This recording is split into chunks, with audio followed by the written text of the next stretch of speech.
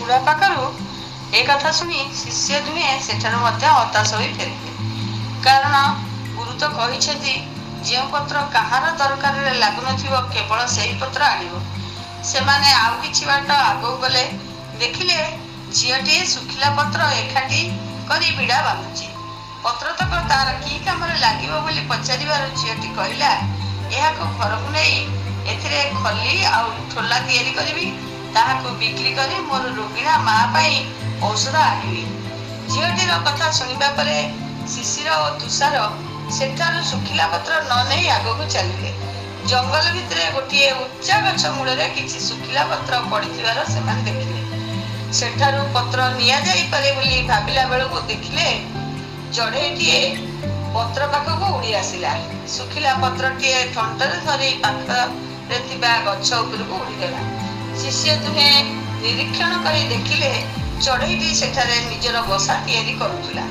ପତ୍ରଟିକୁ ନେଇ ସେ ତାର ବସା ବାନ୍ଧିବା କାମରେ ଲଗାଇଦେଲା। ତୁଷାର ଓ ଶିଶିର ଭାବିଲେ ଏ ସ୍ଥାନରୁ ମଧ୍ୟ ପତ୍ର ନେଇ ହେବ ନାହିଁ। ତଥାପି ସେ ଦୁହେଁ ହତାଶ ନ ହୋଇ ଚାଲିଥାନ୍ତି। ଆଗକୁ ଯାଉ ଯାଉ ଦେଖିଲେ ଗୋଟାଏ ପାଣି ନାଳ। ସେହି ନାଳରେ କେତେଗୁଡ଼ିଏ ଶୁଖିଲା ପତ୍ର ଭାସୁଛି। ସେହି ପତ୍ରକୁ ଆଶା କରି ପିମ୍ପୁଡ଼ିମାନେ ମୁହଁରେ ଖାଦ୍ୟ କଣିକା ଧରି ଏ ପାରିରୁ ସେ ପାରିକୁ ଖୁସିରେ ଚାଲି ଯାଉଛନ୍ତି। ଏସବୁ ଘଟଣା ଦେଖି ତୁଷାର ଓ ଶିଶିର ଆଉ ଆଗକୁ ଯିବାକୁ ମନ ବଳେଇଲେ ନାହିଁ।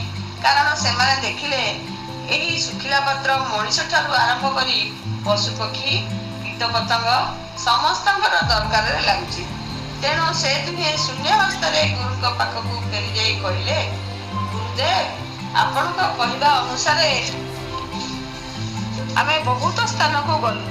ବହୁତ ସ୍ଥାନରେ ଶୁଖିଲା ପତ୍ର ପଡ଼ିଥିବାର ଦେଖିଲୁ, କିନ୍ତୁ ଏଭଳି ଗୋଟିଏ ସ୍ଥାନ ପାଇଲୁ ନାହିଁ ଯେଉଁଠି ଶୁଖିଲା ପତ୍ର କାହାରି ଦରକାରରେ ନ ଆସୁଛି।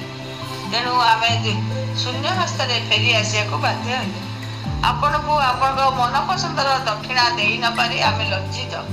ଶୁଖିଲା ପତ୍ର କେତୋଟି ଆପଣ ଦକ୍ଷିଣା ଭାବରେ ମାଗିଥିବାରୁ ଆପଣଙ୍କ କଥାକୁ ଆମେ ପରିହାସ ମଣିଥିଲୁ, କିନ୍ତୁ ସେହି ଶୁଖିଲା ପତ୍ର ଯେ କେତେ ଦରକାରୀ ସେ କଥାକୁ ଆମେ ଏବେ ଅନୁଭବ କରିପାରୁଛୁ। ଶିଷ୍ୟ ଦୁହିଁଙ୍କୁ ଗୁରୁ ଆନନ୍ଦରେ କୁଣ୍ଢାଇ ପକାଇଲେ।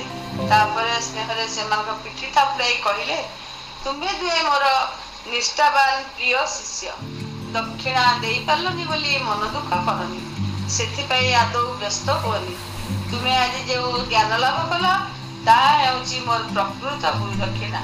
ତୁମେ ଏବେ ଜାଣିଲ ଭଗବାନଙ୍କ ସୃଷ୍ଟିରେ ସାମାନ୍ୟ ଶୁଖିଲା ପତ୍ରଟାଏ ମଧ୍ୟ କେତେ ଦରକାରରେ ଆସୁଛି, କେତେ ଜୀବଙ୍କର ଉପକାର କରୁଛି। ତୁମେ ମଣିଷ ଜନ୍ମ ପାଇଛ, ସୃଷ୍ଟିର ମଙ୍ଗଳ କରିବା ପାଇଁ ତୁମେ କାର୍ଯ୍ୟ କରିଯାଅ।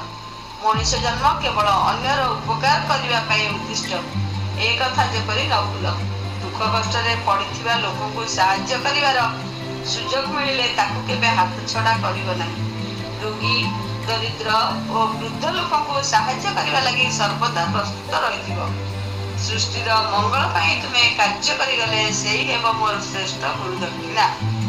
ଶିଷ୍ୟ ଦୁହେଁ ଗୁରୁଙ୍କର ପାଦ ଧରି ମୁଣ୍ଡରେ ମାରି ହସି ହସି ତାଙ୍କ ପାଖରୁ ବିଦାୟ ନେଲେ।